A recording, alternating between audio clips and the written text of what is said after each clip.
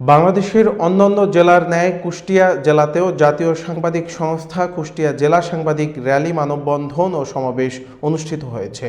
বৃহস্পতিবার সকাল 11টার সময় কুষ্টিয়া প্রেস ক্লাবের সামনে NS রোডে সাংবাদিকদের র্যালি মানববন্ধন ও সমাবেশ অনুষ্ঠিত হয়। মঞ্জুরুল ইসলামের তথ্যচিত্রে থাকছে বিস্তারিত। উক্ত অনুষ্ঠানে সভাপতিত্ব করেন মুকুল খসরু, সভাপতি জাতীয় সাংবাদিক সংস্থা কুষ্টিয়া জেলা কমিটি। অনুষ্ঠানের সার্বিক আয়োজন করেন পারভেজ মাজমাদার, সাধারণ সম্পাদক জাতীয় সাংবাদিক সংস্থা কুষ্টিয়া জেলা কমিটি। বক্তারা বলেন, সাংবাদিকরা বস্তুনিষ্ঠ সংবাদ প্রকাশ করা সহ সমাজের অনিয়ম তুলে ধরায় সাংবাদিকরা হামলা ও মিথ্যা মামলার শিকার হয়। আমরা এই হামলা ও মিথ্যা মামলার তীব্র নিন্দা ও প্রতিবাদ জানাই। যত মামলা হোক না কেন সাংবাদিকদের কলম কোনো অপশক্তি থামাতে পারবে না। তাই অনতিবিলম্বে এই মিথ্যা মামলা প্রত্যাহারের দাবি জানাচ্ছি।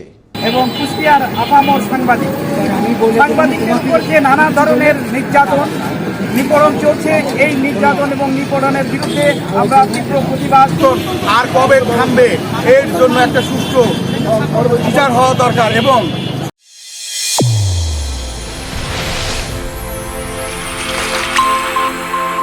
চ্যানেল A1 হৃদয়ের স্পন্দন।